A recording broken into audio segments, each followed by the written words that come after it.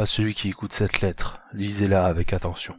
Que mon histoire serve d'exemple à tous ceux qui seraient tentés de jouer avec des forces qui les dépassent. Racontez-la à qui veut bien l'entendre, car ce qui m'est arrivé ne devrait plus jamais arriver à quelqu'un d'autre. Tout a commencé il y a 1 an, lorsqu'un après-midi, pendant un dîner chez ma famille, j'ai ressenti une forte douleur au niveau du ventre. Je me plaignais depuis quelque temps de douleur à cet endroit, mais c'était la première fois qu'elle était aussi intense. Ma sœur m'a donc amené aux urgences. Après quelques analyses et quelques jours d'hospitalisation, le verdict est tombé. J'étais atteint d'un cancer de l'estomac. Celui-ci a été découvert bien trop tard. Les chances de guérison existaient, mais elles étaient très faibles.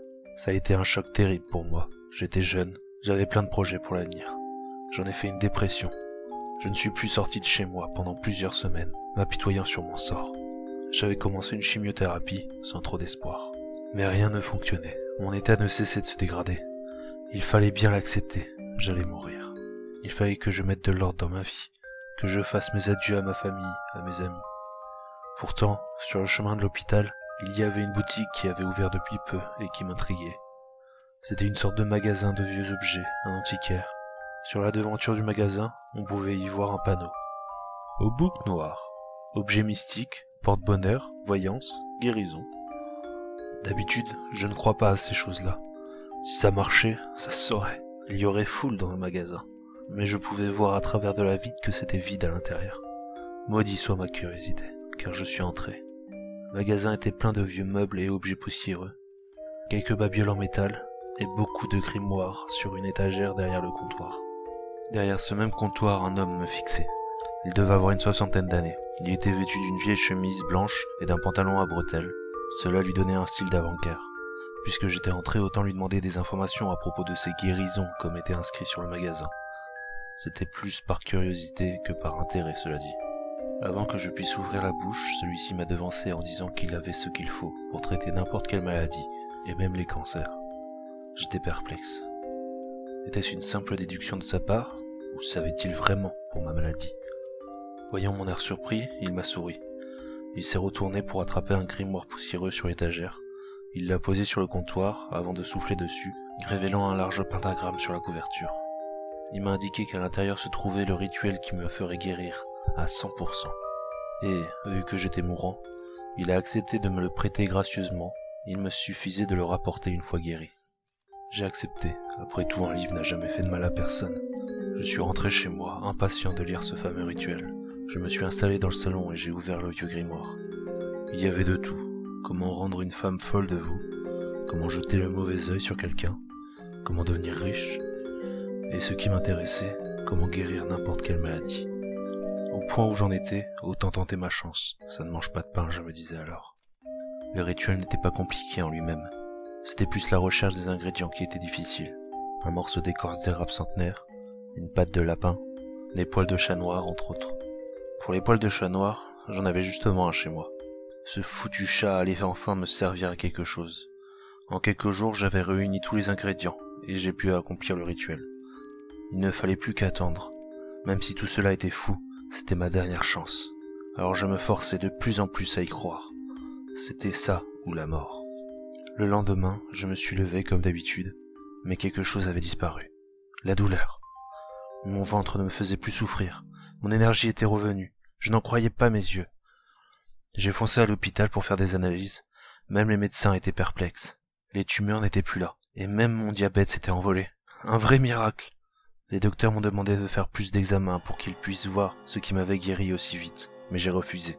Je ferai leurs examens plus tard, car je voulais profiter de la nouvelle chance qui m'avait été donnée de suite. Je voulais savourer chaque instant sans la maladie.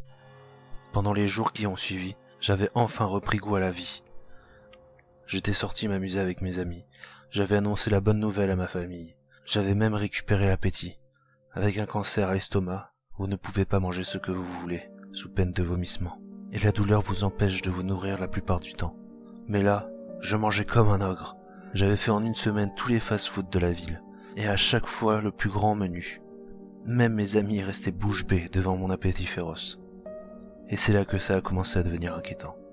Même les menus XXL des restaurants ne me contentaient plus. Après avoir avalé 5 Big Mac, j'avais toujours autant faim. J'étais devenu un gouffre sans fond. Plus aucun ami ne m'invitait au restaurant, sous peine de me voir engloutir 1/10 de son salaire en nourriture. Quand j'allais faire des courses, je prenais des dizaines de kilos de viande rouge. Ce n'était plus vivable, et je commençais à manquer de moyens. Je suis retourné faire des examens à l'hôpital, mais aucun médecin n'a pu trouver quel était mon mal. Ils étaient aussi surpris que moi par mon appétit d'ogre, surtout que je ne grossissais pas d'1 gramme. J'ai fini par vendre ma voiture pour me payer ma nourriture. J'engloutissais toujours plus de viande chaque jour. Certaines fois, je ne prenais même pas la peine de la cuisiner. Je la mangeais crue, à pleines dents.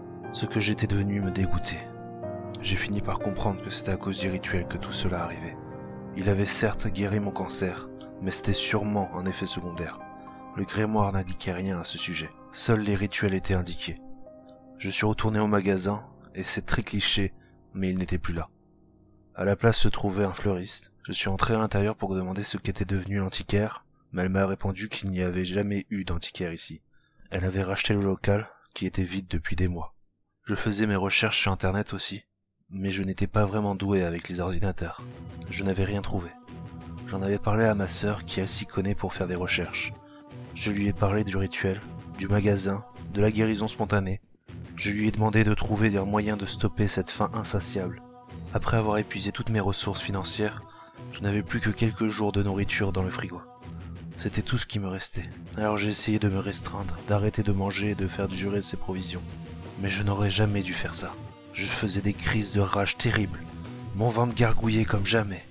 Il fallait que je mange. Et c'est là que j'ai dépassé les limites. Mon chat, qui n'avait plus de nourriture depuis la veille, n'arrêtait pas de miauler. Quand j'ai posé mes yeux sur lui, l'eau m'est montée à la bouche.